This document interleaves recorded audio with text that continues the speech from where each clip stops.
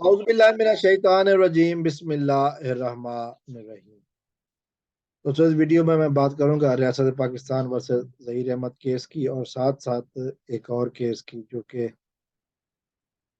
मरहूम आमिर लियाकत हुसैन की तीसरी बीवी दानिया मलिक और मरहूम दानिया शाह के हवाले से।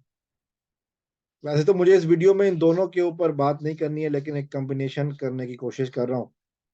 जैसा कि कल हमने देखा अदालतों में दानिया के ऊपर फर्द जुर्म आयद की गई और अदालत के अंदर केस की जब समाअत हुई तो फर्द जुर्म आयद हो गई।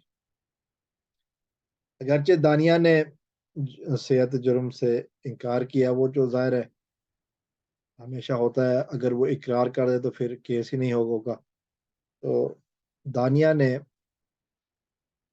केस अब आगे जाएगा और जिसमें कहा जा रहा है कि दानिया को 10 साल कैद तक की सजा हो सकती है, ये कहा जा रहा है। असल के काम कहाँ से शुरू हुआ, ये केस क्यों बना दानिया के ऊपर? दानिया ने मरहूम आमिर लियाकत हुसैन की कुछ 2-3 नाजेबा वीडियोस, नाजेबा नहीं थी लेकिन वो बेडरूम की वीडियोस थी, वो रिलीज की। ज़ाहिर है बेडरूम की वीडियोस रिलीज करना सही नहीं है, वो वीडियोस रिलीज की गई। उसके बाद आमिर साहब डिप्रेशन में चले गए और फिर उसके बाद जो भी वाकयात हुए वो इस दुनिया से चले गए।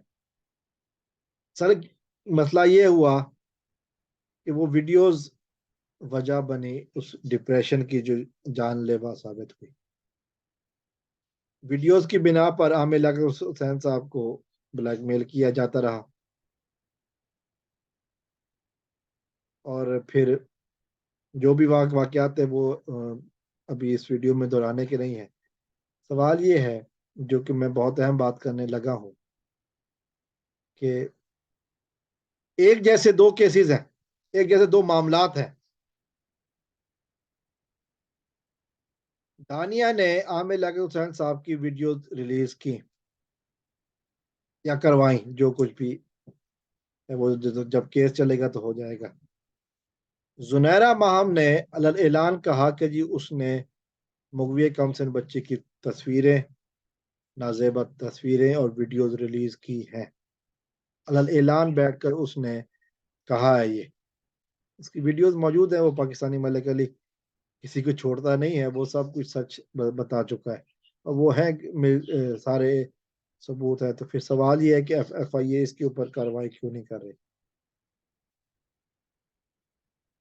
ये बड़ा एक सवाल है और यकीनन फर्द जुर्म का आयद होना बहुत बड़ी खतरे की घंटी है जुनैरा माहम के लिए। बहुत बड़ी खतरे की घंटी, तकलीफ की बात है, फिक्र और परेशानी की बात है जुनैरा माहम के लिए। जुनैरा माहम तो बाकायदा अपनी वीडियोस में ऐलान कह चुकी हैं कि जी उसने ये वीडियोस रिलीज की हैं और उसके पास और वीडियो भी हैं जो कि वो वक्त आने पर रिलीज करेगी। तो फिर FIA इस मामले पर खामोश क्यों है? क्या वजह है कि FIA ने अभी तक जुनैरा माहम के खिलाफ कार्रवाई क्यों नहीं शुरू की? यकीनन FIA वाले जब भी कोई काम करते हैं पूरी तहकीक के बाद करते हैं, इसीलिए मजबूत हाथ डालते हैं। दानिया का केस हमारे सामने है अभी। बहुत सारे लोग यही कह रहे हैं कि अगर दानिया के खिलाफ कार्रवाई हो सकती है तो फिर जुनैरा माहम के खिलाफ क्यों नहीं हो सकती? यकीनन ये इंतजार बहुत जल्दी खत्म होगा। खतरे की घंटी बज चुकी है, टन टन हो चुका है। अदालत में एक फैसला आ चुका है, फर्द जुर्म आयद हो चुकी है दानिया के ऊपर और अब बारी है जुनैरा माहम की।